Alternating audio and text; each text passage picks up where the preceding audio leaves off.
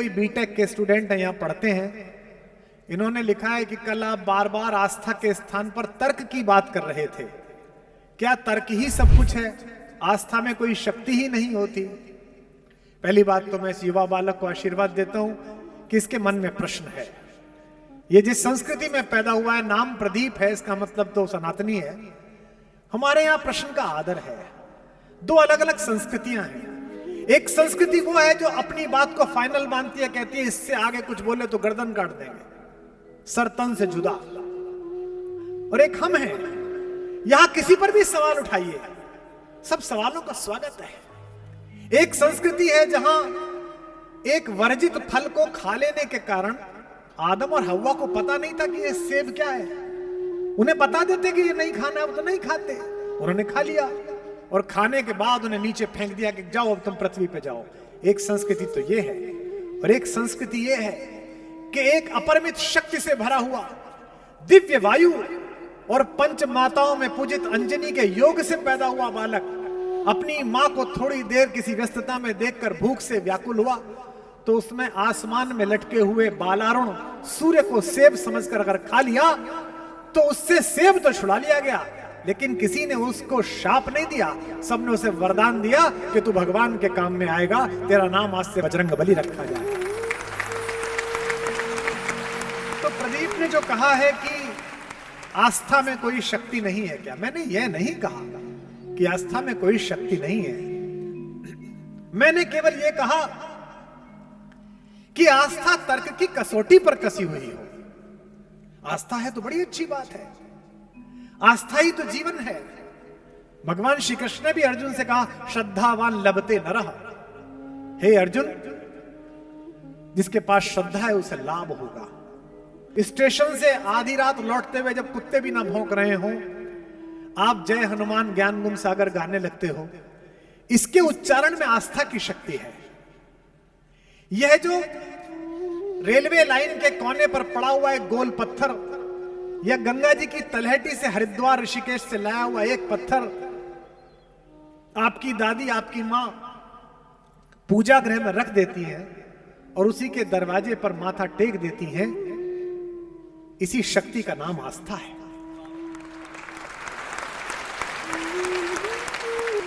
श्रद्धा तो सबसे ज्यादा है, लेकिन श्रद्धा अगर तर्क से कसकर आएगी तो फिर आप मानने लगोगे। अच्छा है कि आप बिना तर्क की श्रद्धा करो, तो सबसे अच्छा है, मान ही लो। लेकिन कुछ लोग ऐसे हैं जिन्हें तर्क भी चाहिए। कई बार आस्था तर्क को छोड़ देती है तो नुकसान देती है। पंढरपुर में एक निस्संतान साहूकार रहता था। एक बनिया था, एक व्यापारी था, लेकिन बच्चा नहीं हुआ। उसने विट्ठल क्या मनौती मांगी, मनौती मांगते ना, और मुझे बड़ा आश्चर्य लगता है। मेरा सौभाग्य है कि मैं विश्व भर के सारे तीर्थ स्थानों पर जाकर निवेदन कर चुका हूं। तो मुझसे शुरू में लोग पूछते थे क्या मांगा, तो मैं कहता था मैं तो कुछ मांग ही नहीं पाया। फिर कुछ लोग जो साथ के थे वो कहने लगते सोच के जाना सर, यहां मांगा हुआ पूरा होता है। फिर मैं निकला, बोले मांगा, मैंने कहा नहीं मैं भूल गया। तो एक ने मुझसे कहा कि आप बड़ी गड़बड़ कर देते हो, मांगते ही नहीं हो। तो मैंने कहा कि मैं मांग भी नहीं पाऊंगा। तो मेरे उस साथी ने पूछा क्यों नहीं मांग पाओगे? मैंने कहा अगर इसे भी बताना पड़ा कि हमें क्या चाहिए तो फिर ये किसका पिता और हम कैसी औलाद है? क्या बात है? उससे क्या मांगना? विष्णु से कहते हैं, विट्ठल से कहते हैं मेरा ये वाला काम करा दोगे भगवान तो 51,000 की प्रसादी कराऊंगा। किससे कह रहे हो? इस पृथ्वी के गर्भ में भी जितने रत्न पड़े हुए हैं, इस समुद्र में भी जितने हीरे पड़े हुए हैं, उन सब की मालकिन महामाया श्री लक्ष्मी, जिसके चरण चापती हो, उसके पति से कह रहे हो तुझे 51,000 रुपए दूंगा। क्या मूर्खतापूर्ण बात। तो साहूकार के पुत्र पैदा हो गया 15 वर्ष बाद। साहूकार ने मान्यता मानी थी कि विट्ठल अगर मेरे घर में आंगन में किलकारी गूंजी तो मैं तुझे सोने की करधनी पहनाऊंगा। करधनी जानते ना, वो तगड़ी जो बनती है। मनोकामना पूर्ण हुई। साहूकार इस पूरे अंचल के, पूरे मराठवाड़े के सबसे बड़े कारीगर एक सुनार थे, नरहरि, उनके पास पहुंचा। इसका प्रतीक देखिए, सुनार का नाम भी नरहरि है, नर के रूप में ही हरि। वो विट्ठल का अस्तित्व स्वीकार नहीं करना चाहता, तो वो शैव था, शिव का भक्त था, परम शिव भक्त, अघोरी एकदम। विट्ठल के मंदिर के सामने से गुजरे तो नजर नीचे कर ले कि मंदिर में ना देखना पड़ जाए। ऐसे भी लोग हैं, मुझसे लोग मिलते हैं, आप राम पर अच्छा बोलते हो पर तो मैं तो कृष्ण को मानता हूं। मैंने कहा वो भी राम को मानते हैं और राम भी उन्हें मानते हैं, तुझे पता ही नहीं है दोनों ठाकुर है क्या, कुछ बड़े कह लेते कुछ छोटे कह लेते। तो नारायणी ने कहा कि भाई मैं तो जानता नहीं विट्ठल की मूर्ति कैसी है, मैं तो देखा भी नहीं, देखना भी नहीं चाहता, कैसे बनाऊं उनकी करधनी। तो सेठ ने कहा कि साहब चलिए जरा नाप तो ले आइए। बोले नहीं नहीं नहीं मैं नहीं जाऊंगा, तू नाप लिया मैं बना दूंगा। साहूकार गया, उसने नाप लिया, लाके दिया, करगनी तैयार हुई, जाके लगाई, भगवान को आई नहीं, 4 अंगुल छोटी पड़ गई। सेठ वापस गया, बोले अरे सुनार साहब आपने क्या बना दिए, तो आई नहीं विट्ठल को, छोटी पड़ गई। बोले अच्छा तूने तो नाप दिया, मैंने उतनी बनाई, 7 पीढ़ियों से हम लोग बना रहे, कितनी छोटी पड़ी। बोले 4 अंगुल नाप के लाया हूं। 4 अंगुल बढ़ा दी, अब के नाप के गए, अब के 7 अंगुल बड़ी बन गई। देखो आनंद, फिर लौटा, बोले ये क्या बना दिया, 7 अंगुल। 7-8 बार ऐसा ही हुआ साहब, बने छोटी पड़ जाए बड़ी बन जाए। हाथ जोड़ के साहूकार बोला साहब मेरा बेटा 1 साल को होने का आ लिया, मनोकामना पूरी नहीं हो रही, आप ही चल के नाप लो। बोला नहीं नहीं, अरे बोले साहब आपने नाश कर दिया सारा मेरे सोने का। तो बोले एक ही शर्त पे जाऊंगा, मेरी आंख पे पट्टी बांध के ले जा, मैं नहीं देखना चाहता विट्ठल, मैं शिव का भक्त हूं। अब वो ले गए पट्टी बांध के, उसने विट्ठल की जैसे ही कमर नापनी शुरू की तो उसके हाथ में बागंबर प्रतीत हुआ जो शिव पहनते हैं। उसने कहा ये क्या है, ये तो विट्ठल की कमर है, इसमें बागंबर कहां से आया। उसने हल्की सी अपनी पट्टी नीचे करी और देखा ऊपर तो विट्ठल, ने फिर आंख पे पट्टी लगा ली, फिर देखा बागंबर। इस बार गड़बड़ हुई, थोड़ा ऊपर को हाथ बढ़ाया तो सर्प छुआ।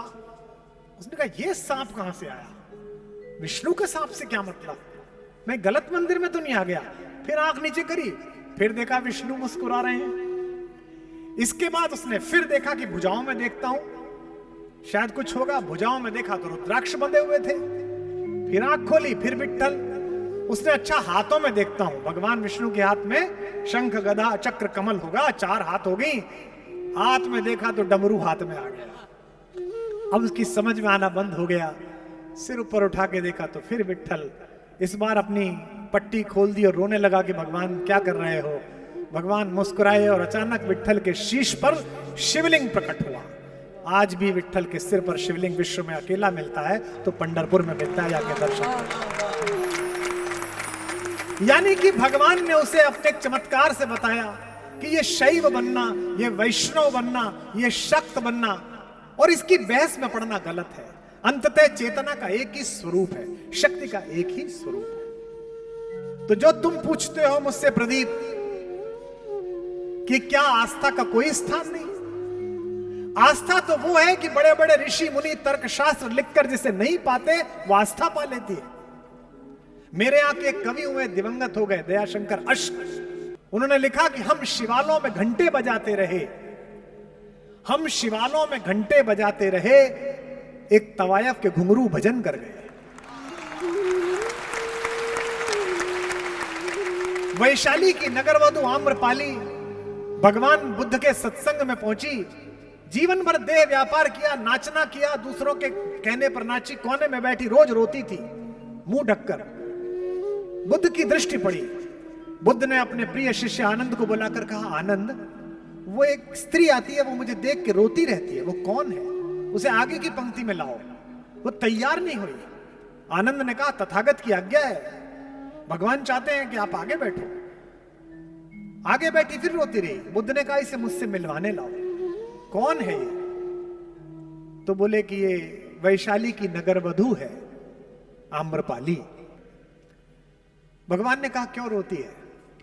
उसने कहा तथागत मैं इतनी दुराचारिणी, इतनी व्यभिचारिणी, इतनी नीच स्त्री हूं, मैंने जीवन भर अपनी कला का, अपने सौंदर्य का सौदा किया, मैं तो आपके इस सभागृह में प्रवेश करने के योग्य भी नहीं हूं, इसलिए पीछे जहां सारे भिक्षुकों की खड़ाऊ पड़ी रहती है वहां बैठ के सुनती हूं।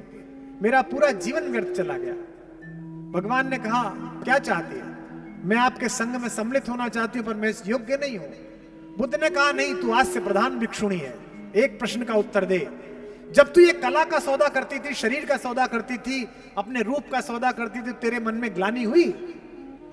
भिक्षुणी और रोई।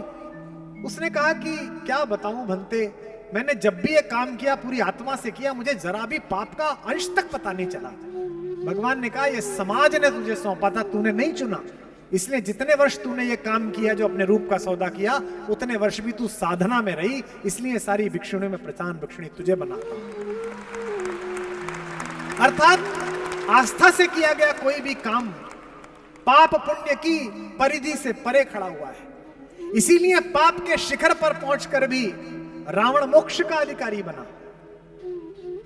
जीवन भर भगवान कृष्ण के निर्देशन में रहे पांडव पहले नरक दर्शन के लिए गए और दुर्योधन स्वर्ग में गया। क्यों?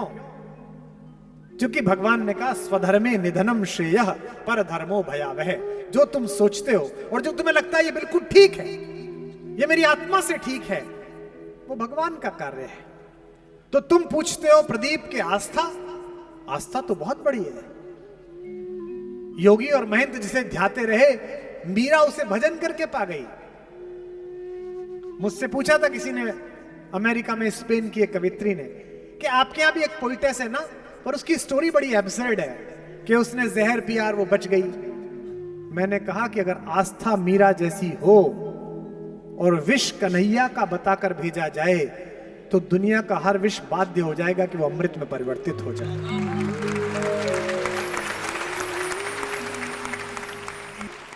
एक मेरे बड़े प्रसिद्ध आदरणीय बड़े भाई हैं, भारत के सबसे बड़े हृदय रोग विशेषज्ञ हैं।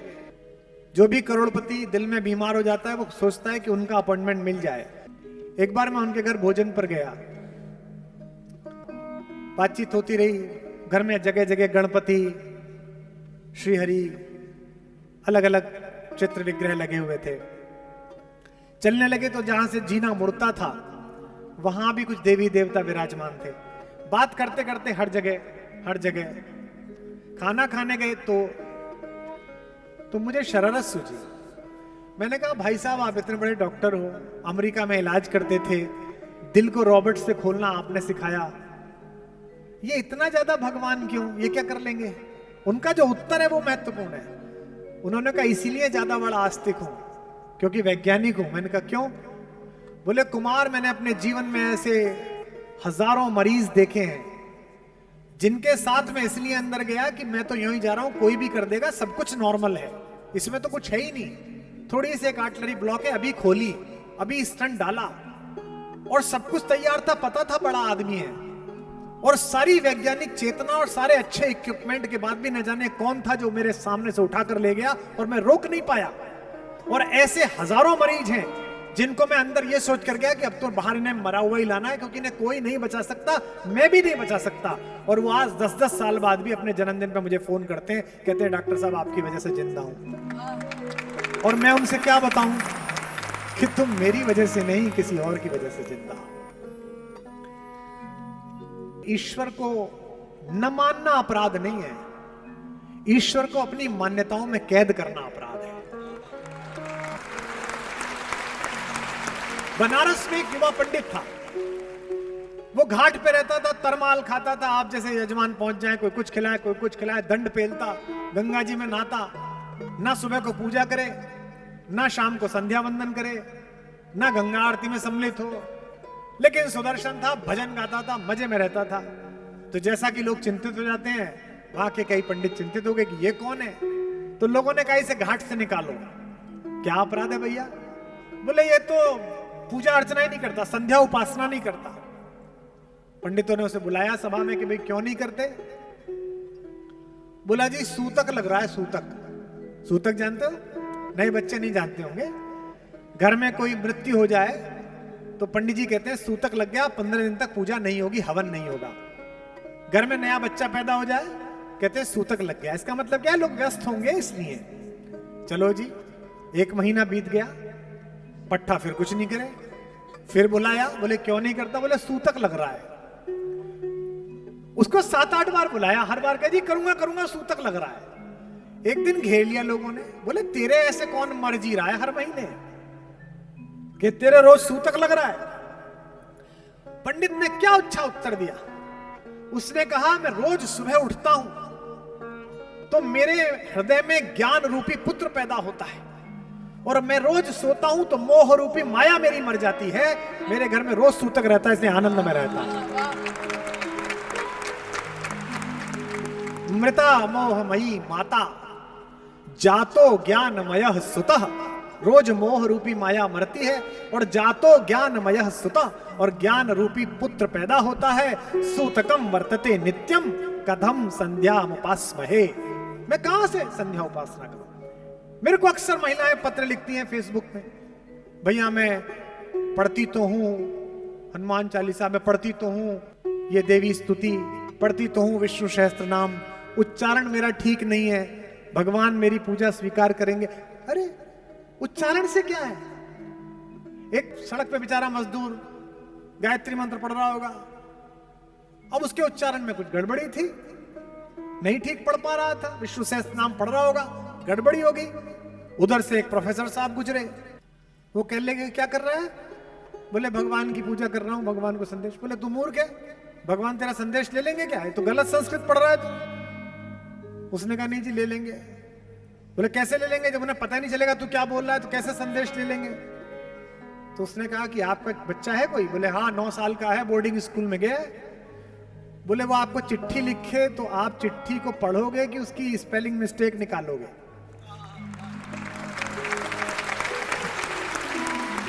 बोला पढ़ूंगा।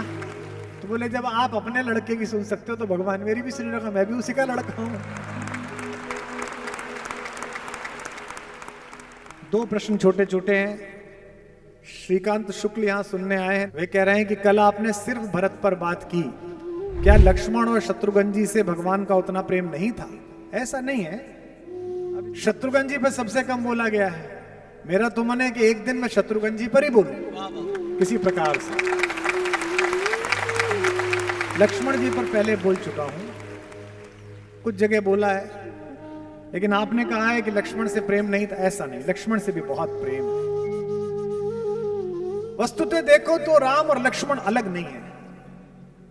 आप कितने भी यशवान हो जाएं, आप कितने भी धर्मशील हो जाएं, आप कितने भी आर्थिक रूप से मजबूत हो जाएं, आप देशों के राजा बन जाएं, लोकतंत्रों के महानायक बन जाएं, लेकिन सूरज की रोशनी में प्रधानमंत्री जी भी, राष्ट्रपति महोदया भी, कोई भी खड़ा होगा तो उसका शरीर, उसका परिदृश्य, उसके कपड़े कितने भी सुदर्शन हो, कितने भी उजले हों, उसकी परछाई काली पृथ्वी पर दिखाई देगी।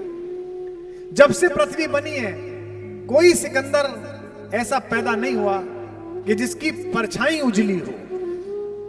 केवल इस विश्व की मर्यादा में, इस पृथ्वी पर केवल हमारे राघवेंद्र भगवान राम ही ऐसे चले जिनकी परछाई उजली है।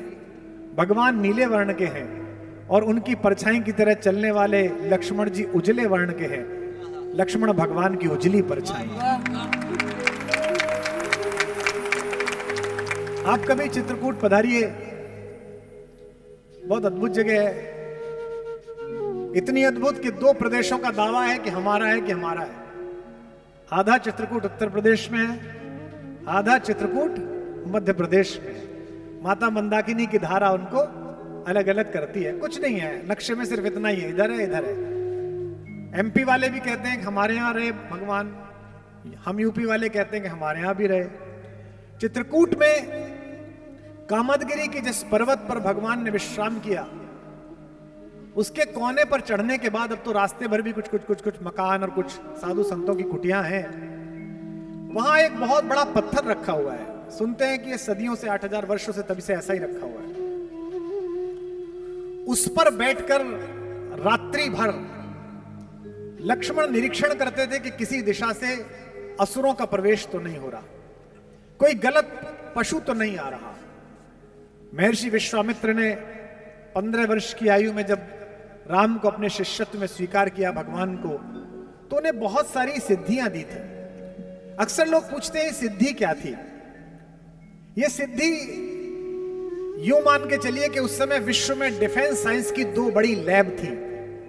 जैसे आज नासा को लैब माना जाता है, जैसे आज पेंटागन को लैब माना जाता है, विश्व की सबसे बड़ी दो लैब थी।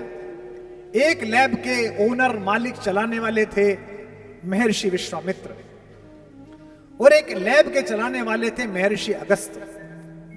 एक उत्तर भारत में काम करते थे, एक दक्षिणापथ में काम करते थे। लेकिन इन दोनों का विज्ञान तो बहुत विकसित हो गया था, लेकिन आयु क्षीण हो रही थी। और ये दोनों ही एक ऐसे सुयोग पात्र को ढूंढ रहे थे जिसके हाथ में सदियों के शोध के बाद बने हुए इन वैज्ञानिक यंत्रों को सौंप कर जाए। पूरी दुनिया किस बात पर चिंतित है कि हमारा एक पड़ोसी देश है, उसने एटॉमिक बम बना लिया है। हमको लेकर कोई चिंतित नहीं है। हम तो सन 77 के बाद से इस प्रयास में लगे। शक्ति अगर गलत हाथों में आ जाए तो वो हिटलर पैदा करती है, और शक्ति अगर जगत के मंगल के हाथों में आ जाए तो वो गांधी पैदा करती है, पटेल पैदा करती है, तिलक पैदा करती है, भगत सिंह पैदा करती है। इस शक्ति को किसको सौंपू, विश्वामित्र सोच रहे हैं। और विश्वामित्र ने योग्यतम पात्र का चयन किया जिसका नाम है राम, जो दशरथ का युवराज है। दोनों भाइयों को लेकर गए, राम को सिखाया कि एआई का प्रयोग कैसे करना है, राम को सिखाया कि माया कैसे पहचाननी है, राम को सिखाया कि एक बाण से ही हजारों लोगों को कैसे समाप्त करना है, राम को सिखाया कि अनावृष्टि कैसे रोकनी है। लक्ष्मण को भी एक सिद्धि सिखाई। लक्ष्मण को सिद्धि सिखाई कि बिना पलक झपकाए जागते हुए कैसे सोना है।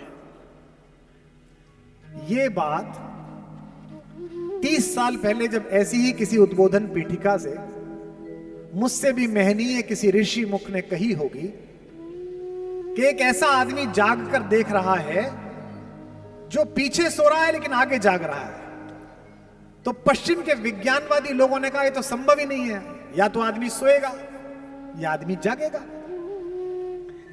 आजकल नया घर बनवाइए तो जो एआई और ऑटोमेशन का काम करने वाले आते हैं आर्किटेक्ट के साथ, करोड़ों रुपए लेते हैं आजकल।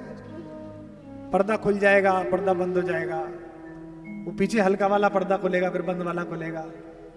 तो वो एआई वाले कहते हैं कि हम जो कैमरा गैलरी में लगा रहे हैं ये आपकी रिकॉर्डिंग की मेमोरी खराब नहीं करेगा। अगर कोई आहट नहीं है, कोई चला नहीं है तो रिकॉर्ड नहीं होगा, लेकिन अगर बंदर कूद जाए, आदमी कूद जाए तो तुरंत रिकॉर्ड हो जाएगा। ये एआई है, artificial intelligence of N equipment. ये एआई सिखाई गई लक्ष्मण को कि लक्ष्मण आंख खोले बैठे हैं, अगर कोई नहीं आ रहा तो सो रहे हैं, लेकिन जैसे ही उस लेजर किरणों के किसी क्षण में किसी निश्चर ने प्रवेश किया तुरंत ही लक्ष्मण जाग जाते हैं और उनका हाथ धनुष पर कस जाता है। ये एआई का प्रयोग। मैंने कहा कि खड़ी बोली में राम की कहानी सबसे पहले अग्रवाल समाज के ही एक कवि के यश में आई। मैथिली शरण गुप्त जी ने साकेत लिखी। उसमें पूछता है कवि प्रकृति से कि जाग रहा यह कौन धनुर्धर। देखिए लक्ष्मण की प्रतिमा पीछे, जबकि भुवन भर सोता है, पूरी दुनिया सो रही है, ये कौन आदमी है जो जाग रहा है। और कैसा लग रहा है? ऐसा लग रहा है जैसे कामदेव ने वनवास ले लिया हो। भोगी कुसुमा युद्ध योगी सा, कुसुम के आयुध जिसके हैं ऐसे योगी जैसा पैदा हो रहा है। भोगी कुसुमा युद्ध योगी सा बना दृष्टिगत होता है, किस व्रत में है वीर व्रती है, निद्रा का यों त्याग किए, राज भोग के योग्य विपिन में बैठा आज विराग लिए। कभी पूछता है कि ये तो महल में रहने लायक है, ये कामदेव जैसा सुंदर व्यक्ति वलकल पहने हुए और अपना तीर चलाए हुए ये कौन जाग रहा है। विशिष्ट सुरक्षा प्राप्त लोगों के अंगरक्षकों को आपने देखा होगा, वो दिन के समय काला चश्मा लगाए केवल यूं देखते रहते हैं कि किसी आदमी की किसी चहल पहल में कोई बुरा विकार तो नहीं है। लक्ष्मण इसी भावना के साथ रात्रि में देख रहे हैं। क्यों देख रहे हैं? कवि पूछता है क्यों देख रहे हैं, तो कवि को उत्तर मिलता है कहते हैं कि बना हुआ है प्रहरी जिसका इस कुटीर में क्या धन है। इस कुटिया में ऐसा कौन सा रिजर्व बैंक ऑफ इंडिया है जिसके लिए ये आदमी बैठा है रात भर, जिसकी रक्षा में रत इसका तन है, मन है, जीवन है। उत्तर देखिए और बलिहारी हो जाइए। मर्त्य लोक मालिन्य मेटने स्वामी संग जो आई है, तीन लोक की लक्ष्मी ने यह कुटी आज अपनाई है। कवि कहता है कि एक रिजर्व बैंक नहीं, पूरी पृथ्वी के किसी भी प्रकार के धन की जो मालकिन है वो इस कुटी में बैठी हुई है। वीर वंश की लाज यही है, फिर क्यों वीर न हो प्रहरी। विजन देश है, जंगल है, निशा शेष है, निशाचरी माया ठहरी। तो लक्ष्मण तो मेरे भाई, क्या आपका नाम है? श्रीकांत। लक्ष्मण तो राम की उजली परछाई है। पैदा होते से ही लक्ष्मण को पता चल गया कि मैं किस लिए पैदा हुआ। हमारे जीवन के चार हेतु हैं, धर्म, अर्थ, काम और मोक्ष। धर्म तो वो है जो हमें करना है। धर्मो धार्यति प्रजा, प्रजा जो धारण करती है वो धर्म है। रात्रि होने पे हम सोएंगे, ये शरीर का धर्म है। दिन भर का जो भोजन किया है उसका पाचक तत्व अलग निकाल दिया जाएगा और उसका अपाच्य सुबह ही सुबह हम त्याग देंगे, यह शरीर का धर्म है। लेकिन आत्मा का धर्म क्या है, उसका अर्थ क्या है, ये पहले दिन से लक्ष्मण को पता चला। मेरे बाबा कहते हैं गोस्वामी जी, 12 ही से निज हितपति जानी। बचपन से ही अपने हित के बारे में समझ लिया कि मेरा हित का पति कौन है, मेरा जीवन किसके चरणों में है। लक्ष्मण राम चरण रति मानी। कल आकुल की मैंने पंक्तियां सुनाई, उसी का एक पद सुनाता हूं। बचपन में चारों बच्चों को एक एक सोने के पालने में लिटाया और पहली बार सबको दिखाना था राज दरबार को कि कौन से चार बच्चे दशरथ के यहां पैदा हुए हैं। एक हमारे वे बाल स्वरूप, वे रामलला, दूसरे में भरत जी लिटाए गए, तीसरे में लक्ष्मण लिटाए गए, चौथे में शत्रुघ्न लिटाए गए। सब बच्चों के पैरों में घुंघरू बंधे हुए थे, सब आमोद कर रहे थे, सब प्रसन्न थे, नहाए धोए अच्छे कपड़ों के। एक बच्चा रोए ही जा रहा है और वो चुप ही नहीं हो रहा। वो चुप कैसे हुआ और वो कौन बच्चा था, यही श्रीकांत भैया तुम्हारे प्रश्न का उत्तर है। कि पालने में लखन व राम जी लिटाए गए, पालने में लखन व राम जी लिटाए गए। लेटते ही करुणा सदन चुप हो गए, लेटते ही करुणा सदन चुप हो गए, लेटते ही करुणा सदन चुप हो गए। पालने में, पालने में, पालने में लखन व राम जी लिटाए गए। लेटते ही करुणा सदन चुप हो गए, लेटते ही करुणा सदन चुप हो गए, लेटते ही करुणा सदन चुप हो गए। किंतु लक्ष्मण कुछ ऐसा तेज रोए, किंतु लक्ष्मण कुछ ऐसा तेज रोए। जिन्हें रोता देख धरती गगन चुप हो गए, रोता देख धरती गगन चुप हो गए, रोता देख धरती गगन चुप हो गए। राजवैद्य आए, राजवैद्य आए, कोई रोग ना बता सके तो। राजवैद्य आए, कोई रोग ना बता सके तो। ज्योतिषी भी करके यतन चुप हो गए, ज्योतिषी भी करके यतन चुप हो गए, ज्योतिषी भी करके यतन चुप हो गए। गुरु ने उठाया, गुरु ने उठाया और लखन को राम के चरण में लिटाया तो लखन चुप हो गए।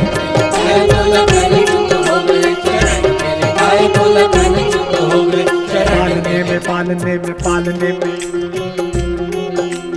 पालने में, पालने में लखन व राम जी लिटाए गए। लेटते ही करुणा सदन चुप हो गए, लेटते ही करुणा सदन चुप हो गए, लेटते ही करुणा सदन चुप हो गए। किंतु लक्ष्मण कुछ ऐसा तेज रोए। जिन्हें रोता देख धरती गगन चुप हो गए, रोता देख धरती गगन चुप हो गए, रोता देख धरती गगन चुप हो गए। राजवैद्य आए, कोई रोग ना बता सके तो। ज्योतिषी भी करके यतन चुप हो गए, ज्योतिषी भी करके यतन चुप हो गए, ज्योतिषी भी करके यतन चुप हो गए। गुरु ने उठाया, गुरु ने उठाया और लखन को राम के चरण में लिटाया तो लखन चुप हो गए। चरण में लिटाया तो लखन चुप हो गए, चरण में लिटाया तो लखन चुप हो गए। बचपन में जिस बच्चे को यह पता चल गया कि किन चरणों के प्रभाव से मेरे पीड़ा का उपचार होगा, वे लक्ष्मण है। इसलिए आपका प्रश्न के भरत से कम प्रेम है कि ज्यादा प्रेम है, नहीं, सबसे बराबर है। और लक्ष्मण की मां, मेरी मां सुमित्रा भी मेरी मां कौशल्या से कम नहीं। जाते हैं लक्ष्मण पूछने के लिए कि मां, भैया और भाभी वनवास जा रहे हैं, कि मैं चला जाऊं कि नहीं चला जाऊं? आप मां हैं, आपसे पूछने आया हूं। मां कहती है तुझे किसी ने गलत बता दिया, मैं तेरी मां हूं। कहती है तेरी मां तो सीता है बेटा, तात राम सब भांति सने। और कहती है कि यहां रहने से अयोध्या में रहूं या जंगल में जाऊं? तो सुमित्रा ने क्या कहा? अवध तहां जह राम निवासु, तहां दिवस जहां भानु प्रकाशु। बेटा जैसे जहां सूरज निकलता है दिन वहीं हो जाता है, राम जहां रहेंगे वहीं अयोध्या हो जाएगी, तो इसलिए अयोध्या में। और मन ना बदल जाए, बेटे के मन में शंका ना आ जाए, इसलिए कहती हैं जो पे राम सिया वन जाही, अवध तुम्हार काम कचुनाही। तेरा कोई काम नहीं है। कैसा परिवार है, कैसी पत्नी है उर्मिला।